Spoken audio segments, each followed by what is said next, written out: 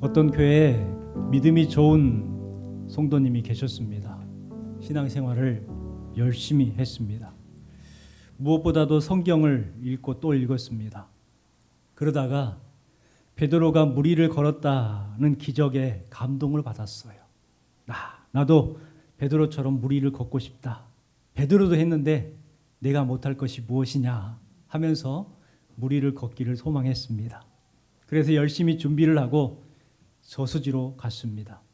그리고 저수지 무리를 걷겠다 하면서 발을 딱 내디뎠어요. 빠졌을까요? 걸었을까요? 빠졌어요. 겨우겨우 나왔어요. 하나님이 안 계신가? 하나님이 나를 사랑하지 않으시는가? 시험에 들었어요. 그 시험에 들었다는 소식을 듣고 친구가 찾아왔습니다. 이렇게 묻습니다. 자네 무리를 걷겠다고 저수지에 갔다며? 죽을 뻔했다며? 자네 금식기도는 해봤는가? 아니, 이 사람아 금식기도도 안 해보고 무슨 무리를 걷겠다고 하는가? 그때부터 이제 40일 금식기도를 하기 시작했습니다. 죽을 고생을 다 하면서 이제 40일 동안 금식을 마쳤어요. 몸이 회복돼 안 됐는데 이 급한 성격에 저수지로 달려갔습니다. 그래서 이제 저수지를 걸을 수 있겠다. 그래서 저수지에 발을 딱 내디뎠습니다. 빠졌을까요? 걸었을까요? 네, 빠졌어요. 또 죽을 뻔했어요. 겨우겨우 나와가지고 이제 또 더 큰 시험에 든 거예요. 왜 나를 물속에 빠지게 만드실까? 이 정도면 들어줄 만도 하신데 너무하시네 하면서 하나님 앞에 막 따지는 거예요. 그렇게 불평을 하고 있을 때에 하나님께서 그에게 찾아오셔서 물으십니다. 이 집사 왜 삐졌어? 하나님, 베드로는 무리를 걷게 하시고 저는 왜 빠지게 하십니까? 저도 무리를 걷고 싶단 말이에요. 이렇게 불평했습니다. 그러니까 예수님께서 뭐라고 했을까요? 야, 베드로는 내가 무리를 걸으라고 했을 때 걸었지 내가 언제 너에게 무리를 걸으라고 하더냐? 왜 시키지도 않는 일을 목숨 걸고 그러느냐? 오늘날 많은 사람들이 쓸데없는 일에 집착을 합니다. 그 일에 매여서 시간, 체력, 돈을 낭비하고 살지요. 예수님께서 시키지도 않았고 명하지도 않는 일을 가지고 속상해하고 서로 싸우는 경우도 있어요. 여러분의 삶은 어떠십니까? 시간과 체력과 돈을 주님이 시키지도 않는 일을 하면서 열심을 내고 있지는 않은가요? 주님께서 명하지 않는 일임에도 불구하고 그렇게 안 된다고 속상해하고 원망하고 싸우기도 하지 않습니까? 예수님께서 우리에게 명령하신 말씀이 있습니다. 디모데후서 4장 2절 말씀 같이 읽어볼게요. 너는 말씀을 전파하라. 때를 얻든지 못 얻든지 항상 힘쓰라. 범사의 오래 참음과 가르침으로 경책하며 경계하며 권하라. 세 가지로 알 수 있죠. 전파하라, 힘쓰라, 권하라. 이와 같이 말씀하고 있습니다. 복음을 전하는 일을 감당해 나가라는 거예요. 여러분, 복음을 전하는 일 특별한 사람만 하는 것이 아니라는 것을 우리에게 말씀해 주고 있습니다.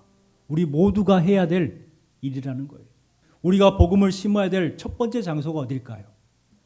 바로 가정입니다. 우리에게 명령하신 그 명령을 가장 먼저 실천해야 될 곳이 어디입니까? 가정입니다. 여러분은 어떻게 하고 계십니까? 여러분, 복음을 심으면은요, 그곳에 구원의 열매가 맺게 되어 있어요. 주님께서는 능력을 주시고 복음을 심은 곳을 축복해 주십니다. 그런데 때를 놓쳐버리면 어때요? 후회할 때가 오게 됩니다. 저는 우리 성도들의 가정이 후회하지 않고 건강하고 화목하고 행복하기를 늘 기도합니다. 그러나 여러분 스스로가 노력하지 아니하면 그 기도가 헛되다는 거예요. 쓸데없는 일에 집착하는 것이 아니라 우리에게 명하신 대로 전파하고 권하고 그러함을 통해서 걱정과 불안과 염려가 떠나는 그와 같은 은혜가 여러분의 가정 가운데 임하시기를 주님의 이름으로 축원합니다. 오늘 말씀에는 힘든 시대에 믿음으로 큰 뜻을 이룬 가정에 대한 말씀이 기록되어 있습니다. 모세의 아버지는 아므람, 그리고 어머니는 요게벳입니다. 아므람의 뜻은 뭐냐면 고상한 백성이라는 뜻이고, 요게벳은 여호와는 영광이시다라는 뜻을 가지고 있습니다. 그들이 결혼을 해요.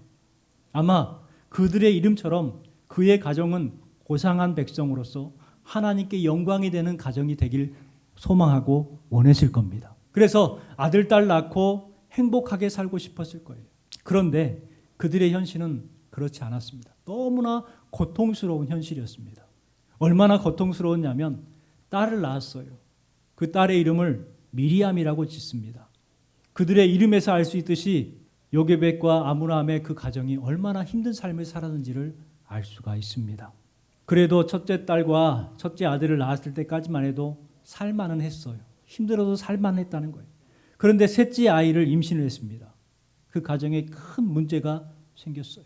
출애굽기 1장 8절 말씀해 보세요. 요셉을 알지 못하는 새 왕이 일어나 애굽을 다스리더니 이렇게 말씀하고 있습니다. 통치자가 바뀐 거예요. 이스라엘이 우호적이었던 왕이 이제 죽고 이스라엘을 괴롭게 하는 새 왕이 이제 세워졌습니다. 애굽의 왕 바로는 유대인들에게 아들이 태어나면 나일강에 던져서 죽여라 이렇게 명령합니다. 애굽의 왕 바로의 명령이니 그 명령에 순종해야 되겠죠. 1장 12절 말씀해 보니까 아들이 태어나거든 너희는 그를 나일강에 던지고 딸이거든 살려두라. 하나님의 백성 이스라엘 백성들의 행복을 빼앗아가고 번영을 막아버리려고 했던 수단과 방법을 가리지 않았습니다. 바로가 아이를 죽이라고 했던 이유가 뭘까요? 1장 9절을 말씀해 보니까 그가 그 백성에게 이르되 이 백성 이스라엘 자손이 우리보다 많고 강하도다. 우리보다 많고 강하도다 이렇게 말을 하죠. 이스라엘 백성들이 애굽 백성들보다 많았을까요? 아니에요. 훨씬 적었죠. 그런데도 이 바로의 눈에는 이스라엘이 우리보다 강하다라고 보였던 거예요. 자, 주신 말씀해 보니까 바로가 뭐라고 합니까? 두렵건대 이렇게 말하죠. 이스라엘 백성들을 두려워했습니다. 우리보다 강하다 생각을 가지고 이스라엘 백성들을 괴롭게 했다는 거예요. 12절 말씀해 보니까 그러나 이렇게 말하죠. 같이 읽어보겠습니다. 학대를 받을수록 더욱 번성하여 퍼져나가니 애굽 사람이 이스라엘 자손으로 말미암아 근심하여. 학대를 받으면 받을수록 고난이 당하면 고난을 당할수록 이들이 어떻게 됐다고요? 더욱 번성했다는 거예요. 여러분 믿음의 성도들이 이와 같은 삶을 살아가면 좋겠습니다. 비록 세상 가운데 힘들게 살아가고 학대당하고 조롱당하고 손가락질 당하지만 그래도 하나님이 주신 은혜를 통해서 그들이 더욱 번성한 것처럼 여러분이 더욱 번성하는 은혜가 임하시길 주님의 이름으로 축원합니다. 그런데 진짜 바로가 몰랐던 사실 두 가지가 있어요. 그게 뭐냐면 바로 첫 번째가요. 이스라엘 백성들을 두려워할 것이 아니라 하나님을 두려워해야 된다는 것을 몰랐어요. 바로는 하나님을 몰랐기 때문에 이스라엘 백성들만 두려워했어요. 근데 사실 누구를 두려워했어야 돼요? 하나님을 두려워했어야 돼요. 두 번째는 하나님의 일은 자신이 막을 수 없다는 사실을 그는 몰랐어요. 그는 자기가 막을 수 있다고 생각을 했어요.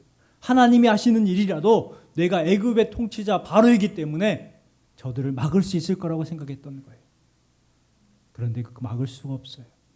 하나님의 역사는 그 어떤 인간도 절대 막을 수 없었고 막을 수 없습니다. 바로는 그 사실을 외면하고 이스라엘 백성들을 박해합니다. 산파들에게 명령하죠. 남자아이가 태어나면 모두 다 죽여라. 남자아이가 태어나면 죽여라. 딸이면 살려라. 군병들에게 어린아이, 사내 아이들을 2살 이하로는 다 날강에 던져 죽여라. 명령해서 실행을 합니다. 그런데 하필이면 그때 요게벳이 임신을 해요. 그래서 출산을 하게 됩니다. 임신을 한 상태에서 요게벳이 어떻게 기도했을까요? 하나님, 제발 아들이 아니라 딸이게 해주세요. 아들이면 죽어야 되거든요. 그래서 기도했을 겁니다. 하나님, 딸을 주세요. 딸을 주세요. 그런데 사내 아이가 태어났어요. 아들이 태어난 거예요. 죽일 수밖에 없는 상황입니다. 이 아이를 죽여야 가정이 사는데 이 아이를 살리면 가정이 몰살당할 수도 있는데 요게벳은 죽이는 가정이 아니라 살리는 가정이 되길 선택했습니다. 오늘 말씀을 통해서 우리도 소중한 것들을 지켜야 될 건데 그 소중한 것들을 지키는 방법이 무엇일까 한번 생각해 보았으면 좋겠습니다. 가장 먼저는요, 하나님의 시선으로 보아야 한다는 것입니다. 2절 말씀을 같이 읽어볼게요. 그 여자가 임신하여 아들을 낳으니 그가 잘생긴 것을 보고 석 달 그를 숨겼으나 아이가 태어났어요. 요게벳이 아이를 보니까 잘생긴 거예요. 그 잘생긴 것을 보고 석 달 동안 숨겼다고 말을 하고 있습니다. 사실 모세는 그 가정에 원하지 않는 아들이었어요. 이 아이가 태어나지 않았더라면 우리 가정이 행복했을 것이에요. 그런데 아들이 태어났어요. 얼마나 믿겠습니까? 이 아이 때문에 불안과 걱정에 시달려야 하고 피해를 볼 수도 있잖아요. 뭐가 예쁘겠어요?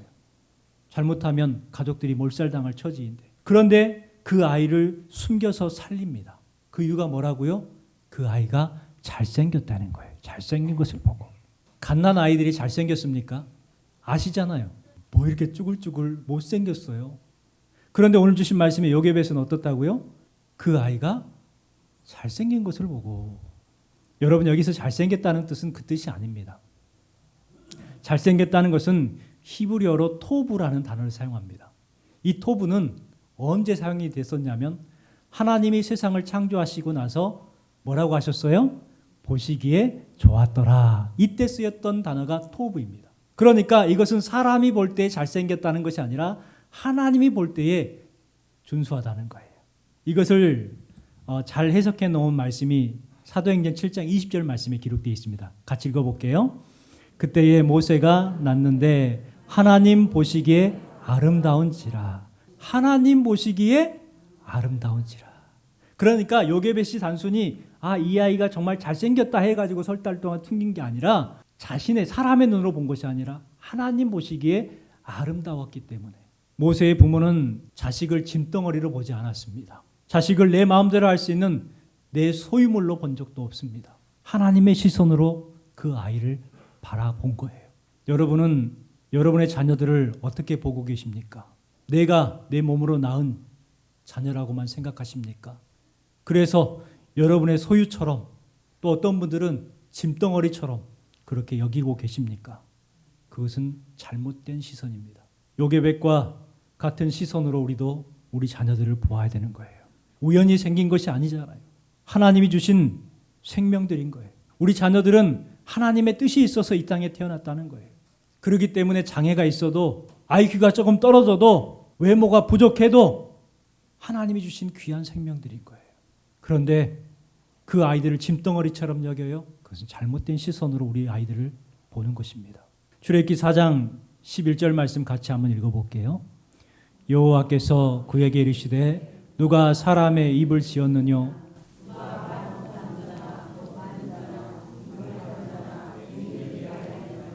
나 여호와가 아니냐. 주신 말씀해 보세요. 누가 이 사람의 입을 지었느냐? 누가 말 못하는 자를, 못 듣는 자나 눈 밝은 자나 맹인이 되게 하셨느냐? 나 여호와가 아니냐. 여러분, 그래요. 하나님은 각각의 뜻이 있어서 그 모습으로 태어나게 하셨습니다. 그런데요, 사단은 그것을 자꾸 망각하게 만들죠. 필요 없는 것처럼, 있어서는 안 되는 것처럼 바로가 되어서 그 아이들을 정죄하죠. 지금도 여전히 그렇습니다. 사단은 우리 자녀들을 계속해서 망치려고 해요. 바르게 양육하지 못하게 합니다. 어린아이들, 시대가 그렇기 때문에 어쩔 수 없다. 이미 장성한 자녀들 내가 어떻게 하리? 이미 다 커갖고 말도 안 듣는데. 만약에 요게벳이 하나님의 시선으로 보지 아니하고 인간적인 시선으로 보았다면, 그를 나일강에 빠뜨려 죽였다면 어떻게 되었을까요? 모세는 노예의 아들로 태어났지만 노예가 된 것이 아니라 노예를 해방시키는 사람이 됩니다. 그의 부모가 모세를 보았을 때 특별함과 소중함으로 보았기 때문에 가능했습니다. 여러분은 어떻게 보고 계십니까? 소중한 것을 소중한 것으로 알고 그 소중한 것을 지켜낼 줄 아는 여러분 되시기를 주님의 이름으로 축원합니다. 두 번째는 소중한 것을 지키기 위해서 현실에 맞설 줄 알아야 합니다. 태어난 아들을 죽이라 왕이 명령했습니다. 이 명령은 단순한 위협이 아니에요. 그렇게 하지 아니하면 죽을 수도 있습니다. 아이를 감추다가 발각이 되면 왕의 명령을 거역했기 때문에 가족들이 몰상을 당합니다. 이런 현실 앞에 요게벳은 소중한 것을 지키기 위해서 애굽 왕 바로의 명령에 맞서기 시작합니다. 무모한 것 같아요. 다들 하는 대로 편하게 살면 될 텐데 그렇게 하는 것이 대세 같고 편할 것 같아요. 지혜로운 것 같기도 합니다. 하지만 요게벳은 소중한 것을 지키기 위해서 현실에 맞섰습니다. 우리는 지금 믿음을 지키는 것이 쉽지 않습니다. 또한 자녀들에게 믿음으로 살아가라, 예수 믿어라 말하기가 참 껄끄럽고 어려운 시대에 살고 있습니다. 그래서 어렵다고 말하고 포기하며 살아가죠. 현실에 맞서려고 하지 않고 그냥 세상 풍조에 따라서, 유행에 따라서 어쩔 수 없다라고 살아갑니다. 그러다가 자녀도, 가정도, 물질도, 교회도 하나도 지켜내지 못해. 현실의 만족을 위해서 신앙을 포기하지 마십시오. 요게벳처럼 현실에 맞서서 소중한 것을 지켜내시기를 주님의 이름으로 축복합니다. 세 번째는요, 나의 한계를 인정할 줄 알아야 돼요. 요게벳은 최선을 다해서 아이를 숨겨 보았습니다. 그런데 더 이상 숨길 수가 없는 거예요. 아이가 점점 커지고 아이의 울음소리도 점점 커지고 그러다 보니 더 이상 지켜낼 수가 없는 거예요. 만약에 발각이 되면 이 아이뿐만 아니라 다 죽게 되는 거예요. 그래서 갈대상자를 준비합니다. 물이 새지 않도록 역청을 바르고 나무 진을 칠합니다. 아이를 넣고 나일강 갈대밭에 내어놓습니다. 그런데 좀 이상합니다. 이 왕의 명령을 두려워하지 않고 아이를 숨겼던 그 요게벳이 왜 갑자기 3달이 지난 후에 아이를 포기한 걸까요? 우리 3절 말씀을 같이 읽어보겠습니다. 더 숨길 수 없게 되매 나무진을 칠하고 아기를 거기 담아 나일강과 갈대 사이에 두고. 주신 말씀에 보니까 더 숨길 수 없게 되매라고 말합니다. 이 더 숨길 수 없게 되매라는 것은 누가 숨길 수 없다는 거예요? 자신이 숨길 수 없다는 거예요. 나는 더 이상 숨길 수 없다는 거예요. 그래서 갈대상자를 만들고 거기에 역청을 바르고 나무진을 칠한 거예요. 여러분, 나의 한계를 알면 내가 해야 할 일이 분명해집니다. 요게벳은 아이를 석 달 동안 숨겼습니다. 이것은 믿음입니다. 또한 더 이상 숨길 수 없어서 갈대상자를 만들어 아이를 떠나보내는 것, 이것 또한 믿음입니다. 우리는 숨기는 것, 보호하는 것, 이것만 믿음이라고 생각하는데 아닌 거예요. 나의 한계를 인정하고 그 상자를 만드는 것도 믿음이에요. 나의 한계를 인정하지 않아요. 계속해서 보호하려고 해요. 그것은 무모한 거예요. 능력이 없으면서 포기하지 않으려는 것, 이것은 집착이에요. 혹시 집착하고 있지 않은가요? 요즘 부모들을 가리켜서 헬리콥터 부모라고 합니다. 헬리콥터 부모는 자녀들 주변을 빙글빙글 돌아요. 그래가지고 자녀들에게 필요하면 돈도 주고 음식도 떨쳐주고 계속해서 빙글빙글 도와줘요. 그게 자녀들한테 잘하는 것처럼. 그런데 헬리콥터 건지가 떨어질 때가 있잖아요. 여러분, 그런다고 해서 지켜지는 게 아니잖아요. 왜 계속해서 알면서도 무모하게 집착하며 살아가고 계십니까? 마지막 4번째는 소중한 것을 지키기 위해서 하나님 앞에 맡겨야 합니다. 요게벳은 소중한 것을 지키기 위해서 갈대상자를 만들었죠. 이 상자, 히브리어로 테바라는 단어를 사용합니다. 이 테바라는 단어가 성경에 딱 2곳 나와요. 한 곳은 오늘 주신 말씀에 이 갈대상자에서 테바가 한 군데 나오고 또 한 군데는 어디냐면 노아의 방주라는 그 방주의 단어가 이 테바입니다. 노아의 방주에 비하면 갈대상자는 너무나 작습니다. 그런데 왜 성경에서는 동일하게 테바를 사용하고 있을까? 그 이유가 뭘까요? 이 노아의 방주와 갈대상자는 공통점이 있습니다. 뭐냐면 동력이 없다는 거예요. 그리고 방향키가 없습니다. 결정할 수 있는 게 하나도 없어요. 진행 방향도, 진행 속도도, 멈추는 장소도 내가 결정하는 게 하나도 없어요. 다 누가 결정하셔요? 하나님이 결정하셔요. 요게벳은 갈대상자에 아이를 담고 나일강에 흘려보냅니다. 하나님께 맡겼다는 거예요. 자신의 한계를 인정하고 나머지는 하나님께 맡겨드린 거예요. 그와 같이 하나님 앞에 맡겨드림을 통해서 하나님께서 어떻게 인도해 주셨습니까? 주신 말씀에 보면 그때 마침 바로의 공주가 목욕하러 나온지라 이렇게 말하고 있어요. 그 공주가 오면 시녀들이 올 것이고 호위무사들이 올 겁니다. 그런데 하필이면 그때 누구의 눈에 이 갈대상자가 발견되냐면 바로 공주의 눈에 발견이 돼요. 그리고 그것을 가져오라 명합니다. 여러분, 이것이 우연일까요? 세상 사람들은 우연이라고 말을 합니다. 6절 말씀을 읽어보겠습니다.